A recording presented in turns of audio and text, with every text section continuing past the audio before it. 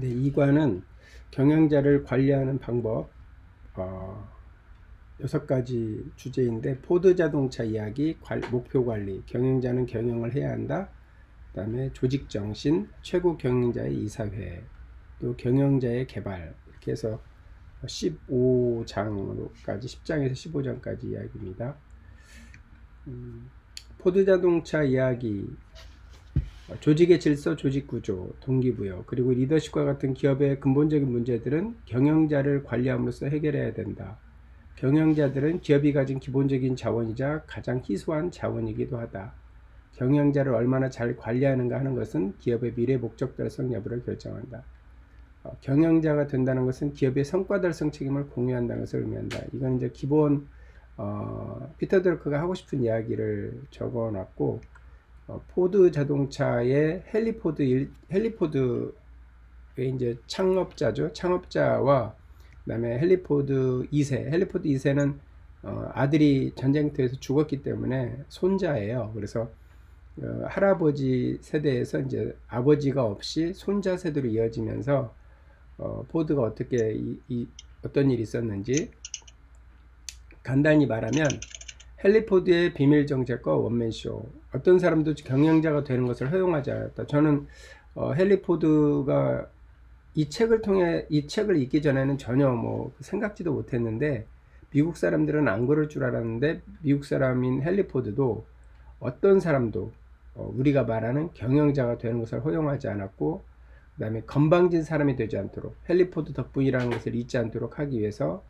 경영을 했고, 또 헨리 포드가 원하는 것은 기술자들만 있으면 되고 경영은 내가 하겠다, 이런 개념이었어요. 아마 헨리 포드가 나이가 많기도 하고 아마 초창기에 사업을 하면서 경영이라는 거에 대해서 문화 자체가 그랬기 때문일 수도 있겠다는 생각이 들기도 합니다. 그 다음에 포드 자동차가 몰락하게 된 것은 분명히 경영자가 부족했기 때문이다. 왜냐하면 경영자를 원치 않았기 때문에, 경영자로서 어떤 실력이나 이런 거를 하려고 하는 사람들은 비밀 경찰을 통해서 다 쫓아냈다는 거죠. 근데 이제 포드 자동차의 경영진 재건인데, 헨리 포드 2세, 한 30세밖에 안 된 헨리 포드 2세가 아마 할아버지가 운영하는 회사에 대해서 굉장히 많은 관심이 있었고 공부도 했던 것 같아요. 그래서 헨리 포드 2세는 회사에 진정한 경영자가 있어야 된다는 것을 인식했고, 회사 운영 기본 원칙들을 설립했습니다. 또 회사에 대한 모든 정보를 모든 경영자에게 공유하려고 노력했고, 중앙 집중적인 구조에서 조직의 변화가 있었습니다. 또 자체 사업의 업적과 성과에 대한 전적으로 책임을 진다. 권한을 주면서 책임을 지게 하고요.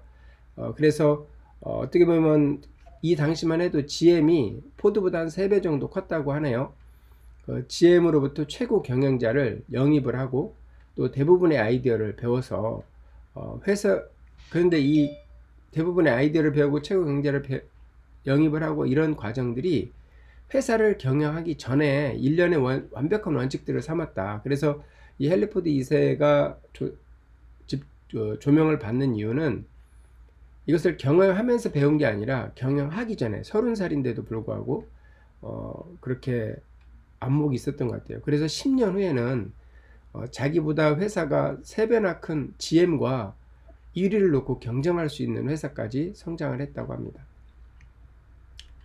그래서 경영자를 관리한다는 것의 의미, 포드 자동차 얘기는 경영자들이 없이는 운영할 수 없다는 것을 확언할 수 있게 해주었고, 경영자는 소유주가 할 일을 위임받아 대신 회사를 운영하는 것이라고 주장할 수 없다. 저는 이 부분으로 생각을 했었는데, 이 책을 통해서 그런 게 아니구나 라는 생각을 했습니다. 경영자가 필요한 이유는 경영자의 임무가 너무나도 광범위하기 때문에 그것을 한 사람이 다 수행할 수 없다는 점뿐 아니라 개인 자신의 자산을 운영하는 것과는 전혀 다르다. 본질적으로 다르기 때문이다. 경영자. 그래서 경영자를 관리한다는 것의 의미가 어떤 의미인지 말해주고 있습니다. 그 다음에 경영자의 본질은 기능 그리고 책임을 결정하는 것은 소유권의 대리권이 아니다. 항상 경영자가 수행하는 과업이다. 경영자는 그 존재 자체가 목적이 아니고, 그리고 그것은 기업의 한 기관, 경영자가 여기에서 이제 제가 이 책을 통해서 경영자 하면 저는 이제 대표이사 또는 뭐 최소한의 뭐 운영 몇 명 이 정도 생각했는데 경영자들이라는 복수를 계속 사용하고 있더라고요. 그래서 기업은 근데 이제 뭐 검사도 한 기관이라고 하듯이 경영자도 한 기관 이런 개념으로 저는 이해를 했습니다. 경영자를 관리한다는 것의 의미 첫 번째 이제 경영자를 관리하기 위한 첫 번째 과제는 개별 경영자 또 비전이 기업의 목적과 동일한 방향으로 향하도록 그리고 그들의 의지와 노력이 그 목적을 달성하는 데 집중하도록 하는 것이다. 즉 목표와 자기관리에 의한 경영을 하는 것. 목표와 자기관리에 대한 한 과목이 별도로 또 있어요. 그런데 여기에서 1번 첫째 과제, 두 번째 과제는 필요한 노력을 기울이고 요구되는 결과를 산출할 수 있어야 한다. 경영자의 임무는 최대의 성과를 낼 수 있도록 구성되어야 한다. 최대의 성과, 그 다음에 경영자의 임무를 적절하게 구성하는 것이다. 세 번째 과제는 조직의 정신이 척박하면 척박한 경영자를 양산할 수밖에 없는데 위대한 정신을 가진 조직은 위대한 경영자를 만들어낸다. 즉 올바른 조직, 정신을 창출하는 것이다. 네 번째는 기업은 통치 기관을 가져야 한다. 리더십을 발휘할 뿐만 아니라 최종 결정을 내릴 기관, 또 업적에 대한 전반적인 검토와 평가가 필요하다. 그래서 최고 경영자와 이사회를 다 둘 필요가 있다. 이것도 한 과목이죠. 그 다음에 경영자의 다섯 번째 과제는 기업은 자신의 존속과 성장을 준비하는 미래의 경영자를 양성해야 한다. 여섯 번째는 조직된 집단, 조직체는 그것에 적합한 조직 구조를 필요로 한다. 경영 조직의 구조와 관련하여 전적인 원리를 확립하는 것이다. 그래서 이 여섯 가지가 저희가 이제 앞으로 다룰 한과 과목이더라고요. 그래서 이제 목표 관리, 첫째 목표 관리, 목표와 자기 관리에 의한 경영. 그래서 저는 이제 이 자기 관리에 대한 부분, 다음에 우리가 읽어야 될 책이 우리가 경영자의 자기 관리, 경영자의 자기 경영 노트, 그건데 이거에 근거한 게 아닌가라는 생각이 들더라고요. 진정한 의미의 팀, 경영자 팀을 구성해야 된다라고 말을 하고 있는데요. 팀을 구성하여 공동의 목표를 달성에 공헌해야 한다. 경영자의 직무는 기업 전체의 성공을 초점으로 맞춰야 하고 경영자는 기업의 목표 달성을 위해 자기가 분담해야 할 성과를 알고 또 이해하며 상급 경영자는 하급 경영자가 해야 할 공헌 그리고 기대되는 공헌이 무엇인지 알고 있어야 합니다. 그런데 이 목표 관리에 있어서 지금 말한 이것이 충족되지 않으면 아무 의미가 없다. 목표 관리는 거기에 상응하는 노력과 특별한 수단이 필요하다. 왜냐하면 기업 경영자들은 그들의 노력을 자동적으로 일정한 공동의 목표를 향해서 집중하지 않기 때문이다. 그러니까 이제 어떻게 보면 사람의 속성인 것 같아요. 죄를 향해서 가듯이 선한 일은 노력이 필요하고 또 경영자로서도 일정한 공동의 목표를 달성하기 위해서는 엄청 집중해야 한다라고 생각을 합니다. 그런데 오히려 방향이 잘못될 가능성이 있다. 경영자 개개인들이 가진 능통한 특수한 업무 때문에 또 경영의 계층 구조 때문에 비전과 업무의 차이 및 그 결과로 발생하는 다양한 경영 계층 사이의 단절 형상 때문에 방향이 달라질 수 있다라고 말하고 있습니다. 그래서 목표 관리의 중요성은 그 방향도 이렇게 공동의 목표로 가지고 가야 되는데 이렇게 이제 하다 보면 우리가 잘 알고 있는 질문 세 가지 질문이 있습니다. 그러니까 한 가지 질문인데 석공이 세 가지로 답변했죠. 석공에게 지금 무엇을 하느냐고 묻자 나는 이것으로 생계 유지를 하고 있습니다. 마땅히 하루의 보수를 받고 일하는 사람, 경영자는 아니다. 또 망치로 열심히 이렇게 이제 일을 하면서 나는 이 나라에서 제일 훌륭한 석공인 일을 하고 있다. 이제 장인 정신은 적극 장려해야 된다. 그러나 마치 무엇인가 큰 일을 하고 있다고 믿고 있을 위험성이 있다. 이 부분은 제가 경험했던 부분이기도 하고요. 저의 잘못된 생각이었다는 것도 또 깨달았던 어떤 일련의 일이 있었습니다. 장인정신은 언제나 기업 전체의 필요성과 연결되어야 한다. 대다수 경영자들이 전문적인 일에만 관심을 기울인다. 아마 어떤 경영자가 어느 기업에서 최고 경영자가 된다면 자기가 했던 그 전문적인 일에 집중하게 되고 또 그럼으로 인해서 문제가 발생할 수 있었던 일들이 아마 많은 사례가 있었던 것 같아요. 특수 기능을 담당하는 경영자는 최소로 해야 되고, 회사의 업적과 결과를 직접적으로 책임지는 총괄 경영자를 가능한 한 많이 확보해야 된다. 지금 이제 두 번째 이 전문 그 장인 정신을 가지고 있는 사람이 어떻게 보면 제일 경계해야 될 사람, 그러니까 최고 경영자가.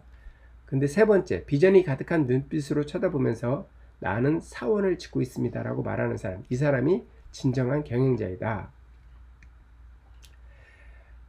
목표관리 상급자에 의한 잘못된 방향 설정. 아마 이 부분은 아마 우리가 회사를 지금 운영하기 전에 회사를 다녔을 때 아마 경험을 많이 해보고 있었을 거예요. 그리고 지금도 혹시 우리 회사에서 이런 일들이 일어나고 있지는 않은지 한번 살펴봐야 될 일입니다.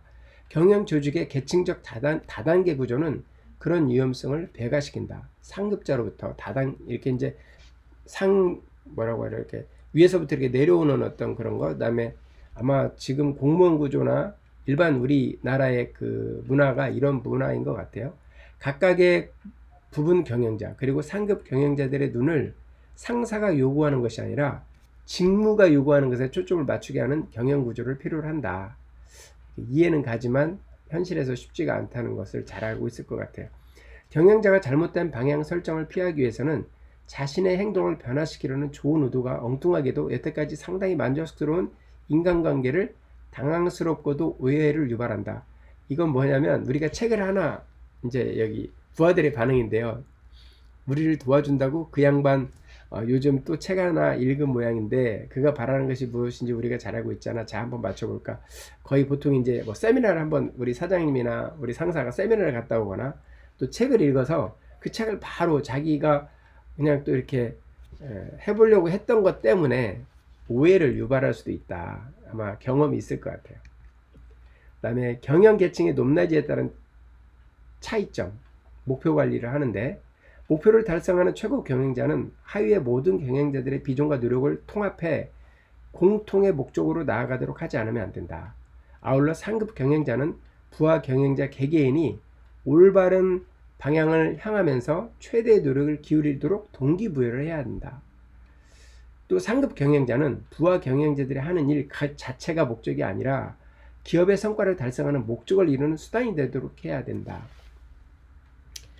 이 책에 정말로 좋은 말들이 너무 많은데 이 좋은 말들을 내 삶에 적용하거나 또 내가 이해를 하는데 참 많은 노력이 필요할 것 같다는 생각이 들었어요. 또 경영자가 설정해야 할 목표는 무엇이어야만 하는가? 목표는 첫 출발부터 팀워크와 팀의 성과를 강조하지 않으면 안 된다. 이런 부분별 목표는 언제나 기업 전체의 목표로부터 도출되어야 한다. 현장 감독자도 경영계층의 한 부분이라고 말할 때 진정 그런 의미로 하는 말이라면 당연히 그렇게 해야만 한다. 왜냐하면 자기가 하는 일을 통해서 전체의 목표에 기여할 책임을 지는 사람이 바로 경영자의 정의이기 때문이다. 돌을 자르는 일을 통해 사원을 건축하는 책임이라고 생각하는 그 석공처럼 우리도 경영자가 설정해야 할 목표가 무엇인지 알아야 되죠. 또 각 부분 간의 균형된 노력을 이끌어내기 위해서는 모든 계층과 분야의 모든 경영자의 목표가 단기적 혹은 및 장기적 계획과 일치해야 된다. 그리고 물론 모든 목표는 유형적인 기업 목표뿐만 아니라 경영자 조직과 육성, 근로자의 성장과 태도, 또 그리고 사회적 책임 등 무형적인 목표를 항상 포함하고 있어야 한다. 그렇지 않으면 목표는 근시안적이고 비현실적인 것이 되고 만다.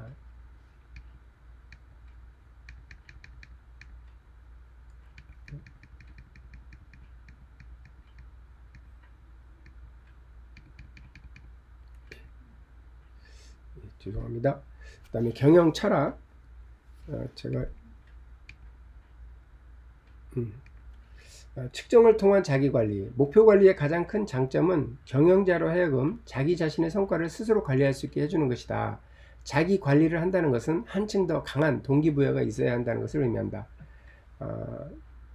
남들이 측정하는 것도 좋지만 자기가 직접 할 수 있도록 해야 된다. 자신의 성과를 관리하기 위해서 경영자는 자신의 목표가 무엇인지 아는 것만으로는 충분하지 않다. 그 이상을 알아야 된다. 그는 자신의 성과와 결과를 목표와 비교하여 측정할 수 있어야만 한다. 어쩌면 저에게 가장 연약한 잘 못하고 있는 부분이기도 한데요.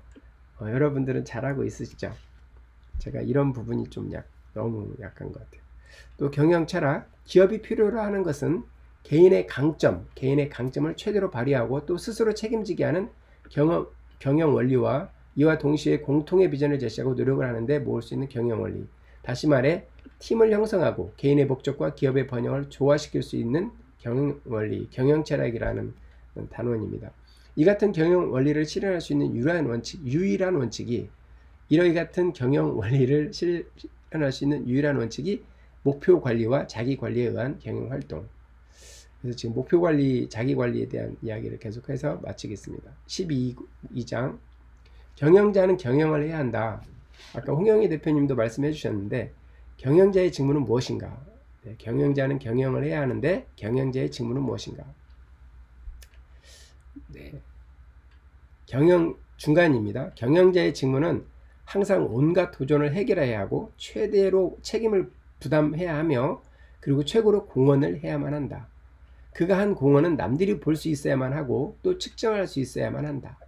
경영자는 기업의 전체 최종 결과를 제시할 수 있어야 하고 더 나아가 이 부분은 내가 공헌한 것입니다 라고 말할 수 있어야 한다. 내가 공헌한 것입니다 라고 말할 수 있어야 된다. 경영자의 직무입니다. 그래서 우리가 경영자로서 겸손한 태도도 중요하지만 이런 경영자의 직무를 감당했다면 내가 공헌한 것입니다 라고 말할 수 있어야 된다. 그 다음에 경영 책임의 범위 파란색 부분만 잠깐 읽어보겠습니다. 한 명의 부하에게 무엇을 하라고 지시하고는 그 다음 부하가 제대로 일을 하는지 확인하는 그런 식의 감독은 하지 않아도 된다. 다시 말해 감독의 한계폭은 없다는 것이다. 또 이론적으로 말해 감독자는 자기 자신에게 보고하는 부하를 몇 명이라도 거느릴 수 있다. 정말이지 감독의 한계폭은 경영 책임의 한계폭에 따라 정해져야 한다. 경영자의 권한입니다. 경영자가 자신의 권한 하에 내릴 수 있는 의사결정의 범위를 정하는 데에는 하나의 간단한 규칙이 있다. 지휘의 정구사업의 경영 현장은 미국의 헌법을 모방하면서 경영자의 의사결정 범위를 다음과 같이 표현하고 있다. 좀 더 높은 계층의 경영자에게 속한다고 특별히 규정되어 있지 않는 모든 권한은 현장 경영자에게 속한다.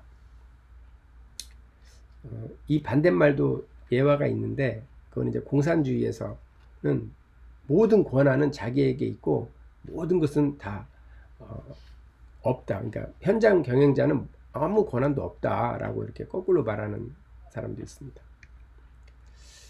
13장입니다. 조직정신 두 가지 표어가 있는데요. 앤드류 카네기의 모비에는 자기 자신의 목표를 달성하기 위해 자신보다 더 우수한 사람을 자신의 부하로 선발하여 일을 시키는 방법을 알았던 한 사람이 묻혀 있다. 더 우수한 사람들을 자신의 부하로 선발하는. 또 신체 장애인들로 하여금 일자리를 찾도록 하는 것에서 중요한 것은 당신이 갖고 있는 능력이지 당신이 갖고 있지 않는 능력이 아니다 라는 표어, 이 두 가지 조직정신에서 지금 이제 표어를 말해주고 있습니다. 조직정신의 목표관리는 한 특정한 경영자에게 그가 마땅히 해야 할 일이 무엇인지 말해주는 반면 그가 맡고 있는 직무가 적절하게 조직에 있다면 그는 그 직무를 수행할 수 있다. 근데 조직정신은 그가 그 직무를 기꺼이 수행할 것인지 여부를 결정하는 것은 조직정신이다. 그에게 동기를 부여하고 그가 헌신적으로 노력하도록 하고 그리고 그가 최선을 다해 할 것인지 또는 그럭저럭 할 것인지를 결정하는 것은 바로 조직의 정신이다. 베버리지 경이라는 사람이 조직의 목적을 평범한 사람이 비범한 일을 할 수 있도록 만드는 것이 비버리 경의 조직 목적이다. 그래서 우리들도 아마 그런 사람으로 하나님도 우리를 그렇게 만들어가고 있는 게 아닌가 생각을 합니다. 조직정신 말보다 실천. 윤리성은 실천되어야만 한다. 올바른 조직정신을 경영조직 전반에 심기 위해 실천해야 할 과제는 5가지가 있다. 첫째, 빈약한 또는 평범한 성과를 너그럽게 용인해서는 안 된다. 두 번째, 경영 계층의 직무는 단지 그 다음 계층으로 승진하기 위한 예비 단계 직무가 아니다. 그 자체가 수행할 만한 가치가 있는 의미 있는 직무이어야만 한다. 네 번째, 경영자에게 결정적인 영향을 미치는 권한을 갖고 있는 자가 경영자에게 결정적인 영향을 미치는 권한을 갖고 있는 자가 누구인지를 분명하게 명시한 규정이 있어야 한다. 다섯 번째, 성실성은 그 사람이 갖추어야 할 하나의 절대적인 요건. 그것은 그가 사전에 갖추고 있어야만 하는 하나의 자격 요건이지 그가 나중에 습득할 수 없는 그것임을 밝혀두어야만 한다. 그러니까 성실성에 대해서 굉장히 강조를 하고 있습니다. 그 다음에 14번째, 최고 경영자와 이사회. 최고 경영자는 누구인가?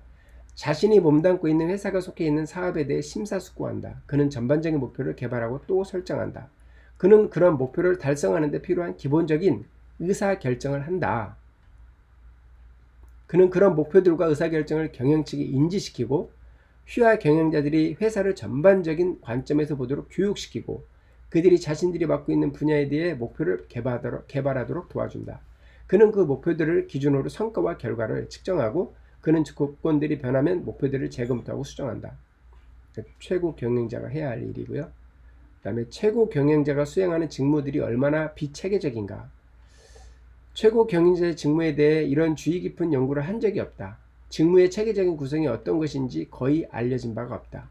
그 결과 기업의 구조를 불문하고 거의 절대다수의 최고 경영자들은 체계적으로 직무를 수행하고 있지 않으며 정말이지 그들의 시간을 여기저기에 낭비하고 있다. 최고 경영자의 직무는 사전에 미리 계획되어 있어야만 한다. 그리고 최고 경영자의 직무는 그 계획에 따라 수행되어야만 한다. 미리 계획되어야 되고 수행해야 된다. 최고 경영자와 이사회. 원맨 최고 경영자라는 말의 오류. 최고 경영자의 직무를 적절하게 조직하고 그리고 일선 업무로부터 상당히 분리하고 그러면서도 비록 정신적인 건강 유지는 제외하고라도 직무 목표를 제대로 달성하려면 팀을 구성하는 것이 필수적이다. 팀을 구성하는 것만이 최고 경영자로 하여금 누가 자신에게 접근할 자격이 있는지 그리고 따라서 자신에게 어떤 것이라도 제안해서는 안 되는 사람이 누구인지는 말할 수 있도록 알려준다. 또한 최고 경영자가 속내를 드러낼 수 있는 사람과 자유롭게 말할 수 있는 사람이 누구인지를 구분해주며 최고 경영자 자신의 행동 거지나 말을 조심하지 않고도 접촉할 수 있는 사람이 누구인지를 알게 해주며 최고 경영자가 별달리 뒷일을 고려하지 않고도 생각을 하면서 중얼거릴 수 있는 사람이 누구인지를 확인해준다. 게다가 팀을 구성해야만 합리적인 의사결정을 내리는 데 필요한 그러나 심지어 가장 뛰어난 공중관계 전문가라 해도 원맨 최고 경영자에게 가져다 줄 수 없는 다양한 견해와 의견과 경험을 최고 경영자의 직무 속에 포함시킬 수 있게 될 것이다. 원맨 최고 경영자 팀을 어떻게 조직할 것인가? 첫 번째, 위원회가 아니라 팀이 되어야 한다는 것이다. 집단적으로 책임을 져서는 안 된다는 말이다. 팀의 각 구성원은 각자가 최종 결정권을 갖는 고유한 업무 영역을 갖고 있어야 한다. 그리고 그 업무 영역의 성과에 대해서는 전적으로 책임을 져야만 한다. 협의는 함께 하지만 결정은 독자적으로 내려야 한다. 두 번째, 최고 경영자 팀의 한 구성원이 다른 구성원에게 우월적 지위에 서서 반대의 의사를 표현해서는 안 된다는 점이다. 이 부분이 좀 이해가 안 되는 부분이기도 한데요. 여기에서 이제 부가 설명을 하고 있습니다. 선장은 필요하다. 그의 강점은 자신의 동료들을 더욱 강하게 만드는 데 사용돼야 한다. 그것이야말로 목표를 달성하는 강력한 선장의 정의다. 그는 선장 노릇을 하는 것이지 벤치에서 선수들에게 신호를 보내는 감독이 아니라는 것. 그러니까 선장과 감독의 차이점에 대해서 말하면서 최고 경영자 팀에 대해서 첫 번째와 두 번째 말하고 있습니다. 또 기업의 이사회. 앞서 최고 경영자 개념이 위기에 처해 있다는 논의한 적이 있다. 그 이유는 기업을 운영하는 기능을 수행하는 기관으로서의 이사회가 점차 그 기능을 상실하고 있기 때문이다. 지금 이 책을 쓴 지가 굉장히 오래됐는데 미국에서도 이런 그 이사회에 대해서 문제가 있다고 말을 하는 것을 보고 저는 미국은 안 그런 줄 알았어요. 그런데 피터 드러커도 심각하게 지금 우려를 하고 있네요. 이사회는 기업의 유일한 권력기관이다. 최고 경영자가 권력기관인 줄 알았는데 이사회가 권력기관이다 라고 하네요. 이사회가 그 존재 목적을 활기 있고 효과적이며 그리고 건설적인 중추기관이 되기 위해서는 이사회가 널리 홍보되어야 한다. 최고 경영자 팀이 할 수 있는 가장 중요한 일들 가운데 하나이고 그리고 최고 경영자 팀이 자신의 직무를 성공적으로 수행하기 위한 주요한 조건들 가운데 하나가 이사회, 기업의 이사회라고 하고 있습니다. 앞서 최고 경영자 개념이 위기에 처해 있다고 논의한 적이 있다. 예. 그 다음에 경영자의 개발, 마지막입니다. 한 기업의 생존뿐 아니라 기업의 번영은 결국 내일의 경영자들의 손에 달려있다.